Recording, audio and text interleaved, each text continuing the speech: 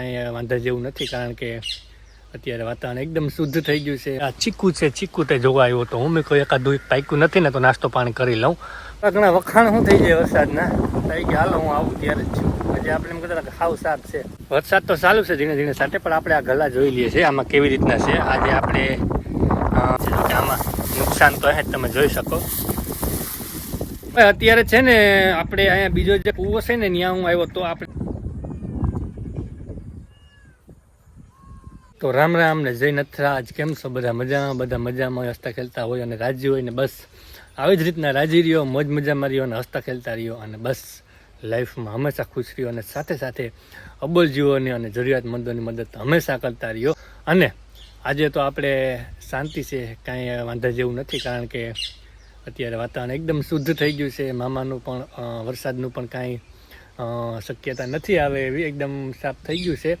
પણ જોઈએ છે હવાના અત્યારે 10 વાગ્યા છે અને વાતાવરણ આપણે ઉઠ્યા ત્યારનું એકદમ મસ્તીનું છે. એટલા માટે કારણ કે અત્યારે તો કાંઈ વરસાદ આવે એવું દેખાતું નથી. એકદમ આસમાન સાફ થઈ ગયું છે, વાતાવરણ પણ એકદમ શુદ્ધ થઈ ગયું છે અને ખુલી ગયું છે. એટલે આપણે જઈએ અંદર ઓલી બાજુ, હમણાં ખુલ્લામાં જઈએ તો બતાવું તમને.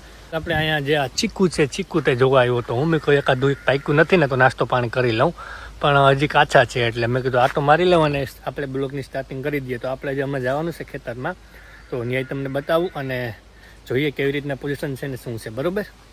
ઘણા વખાણ શું થઈ જાય વરસાદના, થઈ ગયા હાલો હું આવું ત્યારે જ છું. આજે આપણે એમ કહેતા કે હાવ સાફ છે, કાંઈ નથી. આજે હાવ વાતાવરણ સાફ થઈ ગયું છે અને ખુલી ગયું છે. ત્યાં તો મામા ઝીણે ઝીણે સાથે શરૂઆત કરી છે. આમ કાંઈ નથી પણ ઝીણે વરસે છે. જો આમ કાંઈ નથી પણ ઝીણે ઝીણે સાથે વરસે છે મામો.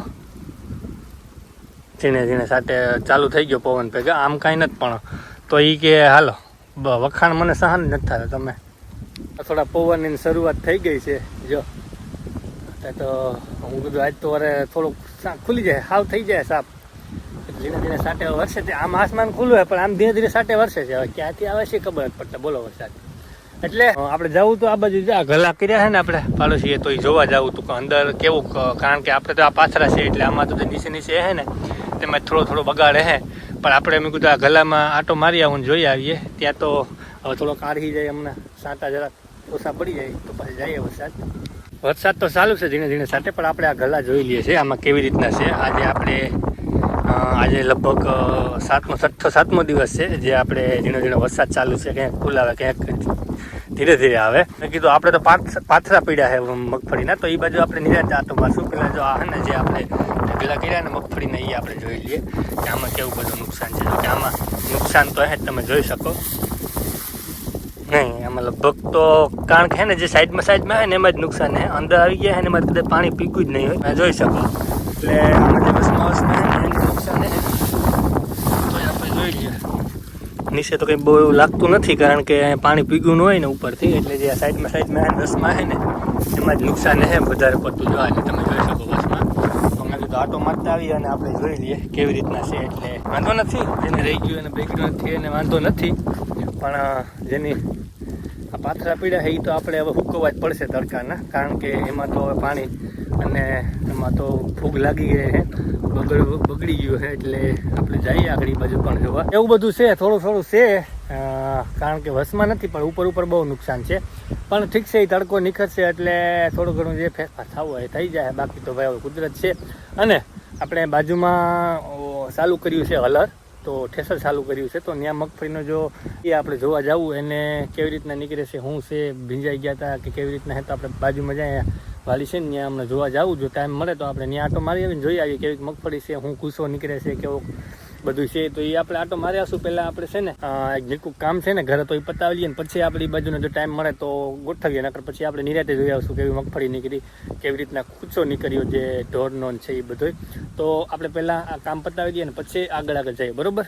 અત્યારે છે ને આપણે અહીંયા બીજો જે કૂવો છે ને ત્યાં હું આવ્યો તો આપણે કેમ માતાજીને ભોગ ચડાવીએ, નિવેદ કરીએ એ રીતના અમારી ભાષામાં તમને પહેલાં કીધું વ્લોગમાં કે નિવેદ કીએ.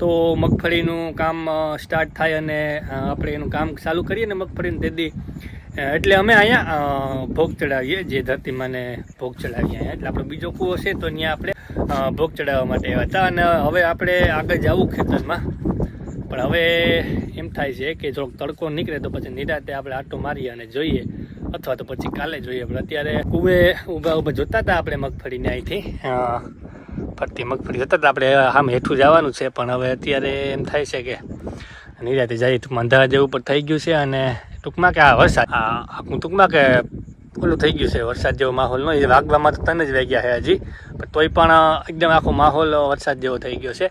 તો મેં કીધું પછી આપણે આમાં હવે 1-2 દિવસમાં જો તડકો નીકળશે એટલે કામ ચાલુ કરવાના છે. તો આપણે નિરાતે આટો મારશું, અને મગફળીની રહી વાત આપણે જોવાની નુકસાનની, તો એ આપણે કાલના બ્લોગમાં અથવા તો પછીના ગમે તે એના બ્લોગમાં જોઈ લેવું નિરાતે. પણ અત્યારે આપણે અહીંયા જે ભોગ ચડાવવા આવ્યા હતા તો ભોગ ચડાવી અને હવે ડાયરેક્ટ આપણે ઘરે જઈએ. તો મારું કહેવાનું છે કે થોડુંક સુકાય ને, તો જમીન થોડીક સુકાય ને, મગફળી સુકાય ને તો જોવાની મજા આવે. શું તો તડકો નીકળે 1-2 દીમાં તો આપણે પછી આરામથી જઈએ ને તો મજા આવે. અત્યારે આપણે આમ જઈએ તો જોયા જેવું તો છે જ, એમાં કંઈ છે નહીં. મગફળી આમે પડી જ છે, જોઈ શકો. પણ મેં કીધું થોડુંક તડકો નીકળે ને પછી જોઈએ ને તો નિરાતે જોઈ શકીએ આપણે, એટલે એટલા માટે થઈને. બાકી તો ભાઈ જેવી હરીની ઈચ્છા. ચાલો હવે તો હે ને આપણે ભોગ ધરી દીધો, અને હવે ધરતીમાને પૈગે લાગી અને નીકળીએ પછી, બરોબર.